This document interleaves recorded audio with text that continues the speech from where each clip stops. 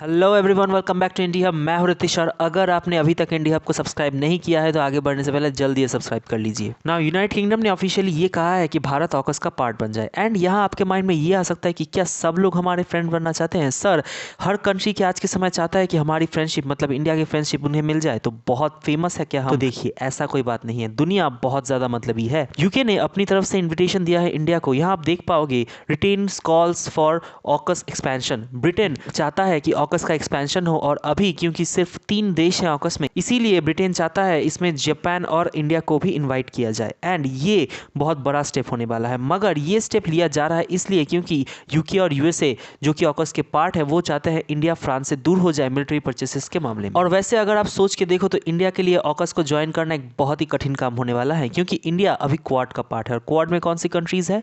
USA, India, Japan and Australia. But quad कोई military group नहीं है, रादर इंडो पैसिफिक में ये एक डेमोक्रेसीज का ग्रुप है जो शेयर्ड आइडियाज़ को, जैसे फ्रीडम हो गया, डेमोक्रेसी हो गया, इस तरह के आइडियाज़ को और भी ज़्यादा फैलाना चाहते हैं। बट ऑकस की बात करें हम, जो कि यूएसए, यूके और ऑस्ट्रेलिया का एक ग्रुप है, तो वो एक मिलिट्री अलायंस है। तो क्या इंडिया एक मिलिट्री अलायंस ज्वाइन कर पाएगा? क्या इंडिया यूके का इन्विटेशन एक्सेप्ट करेगा? तो देखिए, पर्सनली यूके के जो करंट प्रेसिडेंट है ऋषि सुनैक, उनको लगता है कि इंडिया यूके के लिए बहुत इंपॉर्टेंट है एंड यूके के स्ट्रैटेजिक इंटरेस्ट के लिए भी इंडिया का रोल बहुत ज़्यादा है। तो पर्सनली मैं इसे सरप्राइज नहीं हूँ कि ऑकस के जो 3 देश, उनमें से यूके ने ही फर्स्ट इनवाइट किया इंडिया को ऑकस ज्वाइन करने के लिए। बट नाउ इंडिया क्या ये ग्रुप ज्वाइन कर पाएगा? क्या इंडिया को ये ग्रुप ज्वाइन करना चाहिए? तो यही हम डिस्कस करेंगे इस वीडियो में। तो सारी कहानी आप यहीं पर समझ लो कि इंडिया के पीछे और इंडिया के फ्रेंडशिप के पीछे क्यों ये सारे देश पड़े हैं, इसमें जियोपॉलिटिक्स क्या है। तो देखो, पूरी दुनिया के जो डिफेंस एक्सपोर्टर्स हैं आज के समय, उनकी नजर है आने वाले मेगा डिफेंस सेक्टर प्रोजेक्ट में, जो कि है इंडिया का प्रोजेक्ट 75 अल्फा। 50 से लेकर 20 बिलियन डॉलर भारत अपनी जेब से खर्चेगा 6 न्यूक्लियर सबमरीन्स बनाने के लिए। एंड ये कह लीजिए भारत की हिस्ट्री में सबसे बड़ा नेवल डिफेंस प्रोजेक्ट होने वाला है।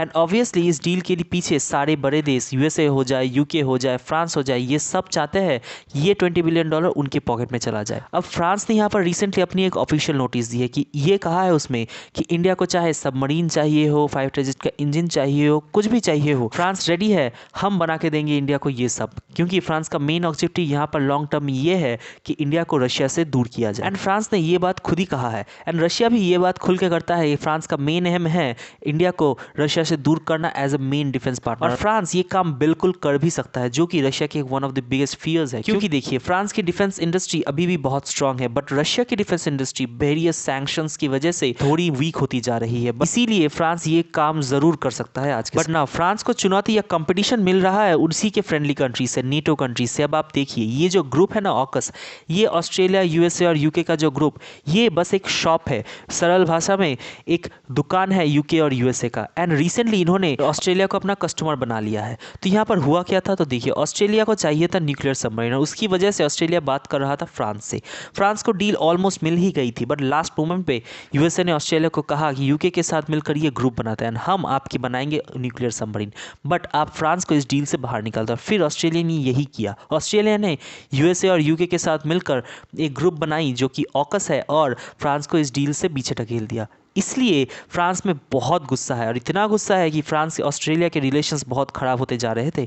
बाद में ऑस्ट्रेलिया ने हाथ जोड़ के सॉरी मांगी और कहा, माफ़ कर दो भाई, हाँ कई साल हमने आपका टाइम वेस्ट किया। एंड लास्ट मोमेंट में जाके यूएसए और यूके के पास चले गए। तो उसी बात के लिए ऑस्ट्रेलिया ने फ्रांस को 55 मिलियन यूरोज दिए हैं अपनी रिलेशनशिप फिर से सुधारने के। ऑस्ट्रेलिया का डील तो चला गया, बट नाउ ऑकस के जो बड़े कंट्री हैं यूएसए और यूके, देखिए ऑस्ट्रेलिया को छोड़ दिया जाए, क्योंकि ऑस्ट्रेलिया के पास कोई डिफेंस इंडस्ट्री नहीं है, कोई बड़ा टेक्नोलॉजिकल हब नहीं है। तो यूएसए और यूके ये चाहते हैं कि इंडिया के जो बड़े डिफेंस मार्केट है वो उनके पास चला जाए। इसीलिए यूके ने इंडिया को और जापान को, इन दोनों को इनवाइट किया है ऑकस ज्वाइन करने के लिए। मगर जापान आज के समय न्यूक्लियर सबमरीन नहीं बना रहा, बट जापान की डिफेंस बजट धीरे धीरे बढ़ रही है, चाइनाज इंक्रीजिंग एग्रेशन। एंड इसीलिए ये भी हो सकता है कि इन द फ्यूचर जापान कुछ मिसाइल भी परचेज यूएसए और यूके से। बट मेन जो क्लाइंट यूएसए और यूके टारगेट कर रहा है वो है इंडिया और इंडिया की next defence deal. But now यहाँ आप कहोगे कि क्या इंडिया सपोर्ट करता है ऑकस को? तो देखिए, from the previous geopolitical studies and the previous behaviours of our ministers, मुझे ये नहीं लगता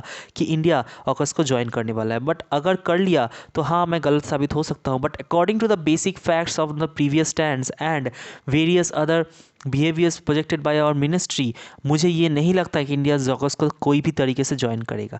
इसका नंबर 1 रीज़न क्या है, तो देखिए न्यूक्लियर सबमरीन बनने में लगता है यूएसए और यूके की जो कंपनीज है वो आज के समय ऑस्ट्रेलिया की ऑर्डर प्रिपेयर करने में ही बहुत ज़्यादा बिजी है। और ऑस्ट्रेलिया का ऑर्डर प्रिपेयर होते होते ही 2033 हो जाएगा, उसके बाद नंबर आएगा इंडिया का। But on the other hand France की जो कंपनीज है वो रिलेटिवली फ्री है, तो वो ऑर्डर जल्दी तैयार कर पाएंगी। ये तो हो गया basic fact. But second reason की अगर हम बात करें तो चाइना का एग्रेशन ऑकस को ज्वाइन करने से और भी ज़्यादा बढ़ जाएगा बॉर्डर के इलाकों में। हालांकि हमारे पास ये इतनी कैपेसिटी है कि हम चाइना के एग्रेशन को झेल लेंगे, बट बात यहाँ वही आता है कि क्या आप ये सरदर्द अपने सर लेना चाहोगे, क्योंकि चाइना अपने साथ सेट ऑफ चैलेंजेस तो ज़रूर लेके आएगा। वो एक बड़ा एंड पावरफुल कंट्री तो है। मोरओवर हमारे रिलेशंस रशिया के साथ भी और भी ख़राब होते जाएंगे, क्योंकि रशिया ऑकस को बिल्कुल सपोर्ट नहीं करता। एंड इंडिया ऑकस ज्वाइन करने से ये चांसेस हो सकते हैं कि रशिया और चाइना एक जगह हो जाए, एकजुट हो जाए, इंडिया के खिलाफ खड़ा हो जाए, जो कि इंडिया के लिए उतना अच्छा नहीं होने क्योंकि हम ऑकस ज्वाइन करने के बाद ये नहीं कह सकते कि हमने कोई मिलिट्री ग्रुप ज्वाइन नहीं किया। क्वाड कोई मिलिट्री अलायंस नहीं है, बट ऑकस एक बहुत ही बड़ा मिलिट्री अलायंस होने वाला है इन द फ्यूचर। इसीलिए रशिया के साथ रिलेशंस बिगड़ने के चांसेस बहुत ही ज़्यादा हैं। फिर थर्ड और सबसे डेंजरस फैक्ट ये है कि यूएसए पर हमारी डिपेंडेंसी और बढ़ जाएगी, जो कि हमारे लिए बिल्कुल भी अच्छी बात नहीं है। जितने ज़्यादा डिविजन है यूएसए में सोच विचार को लेकर, हमें हमेशा यूएसए के इलेक्शंस पर आग बुझाए बैठे रहना होगा कि कौन यूएसए में आएगा, राइट विंग पार्टी आएगी या फिर लेफ्ट विंग पार्टी। उसके हिसाब से यूएसए इंडिया के ऊपर कौन सी फॉरेन पॉलिसीज अपनाएगा, जो कि हमारे लिए बिल्कुल भी सही नहीं है। उस हिसाब से फ्रांस ही हमारे लिए एकदम सेफ ऑप्शन है। अभी के लिए कह लीजिए इंडिया ने यूएसए का जो अमेरिकन ऑरिजिन फाइटर जेट है F-18 उसको भी परचेज करने से मना कर दिया। रादर हम फ्रांस के जो रफाइल एयरक्राफ्ट हैं वो और भी ज़्यादा परचेज करने वाले हैं। मार्च मंथ को आपको ये भी दिखेगा कि इमानुएल मैक्रों, फ्रांस के जो करंट प्रेसिडेंट है, वो इंडिया को विजिट करने वाला है, और ये एक बहुत ही इंपॉर्टेंट विजिट होने वाली है। तो चाहे ऋषि सुनैक जो कि थोड़े से प्रो इंडिया है, वो भी आज के समय यूके के प्रेसिडेंट हो, बट इंडिया ऑकस ज्वाइन नहीं कर सकता। इससे इंडिया को बहुत सारी प्रॉब्लम झेलना पड़ सकती है। बट जापान चाहे तो ज़रूर ज्वाइन कर सकता है, लेकिन ये हो सकता है कि अगर ऑकस कोई AUKUS observer countries, AUKUS plus plus countries ऐसा कोई डिविजन्स बनाए जो कि मिलिट्री अलायंस से दूर रहेगा, तो वहाँ इंडिया ज्वाइन कर सकता है इन द फ्यूचर। नाउ यहाँ पर मैं आपसे पूछना चाहूँगा कि क्या इंडिया को ऑकस ज्वाइन करना चाहिए? आपको क्या लगता है? आपकी ओपिनियन कमेंट सेक्शन में मुझे ज़रूर लिखिएगा। तो ये थी आज की स्टोरी। एंड अगर आपको इस वीडियो से कोई भी वैल्यू मिलता है तो चैनल को ज़रूर सब्सक्राइब करिए एंड अपने फ्रेंड्स के साथ ज़रूर शेयर करिए, ताकि वो भी जान पाए डेली ऐसी amazing stories and world wide news content.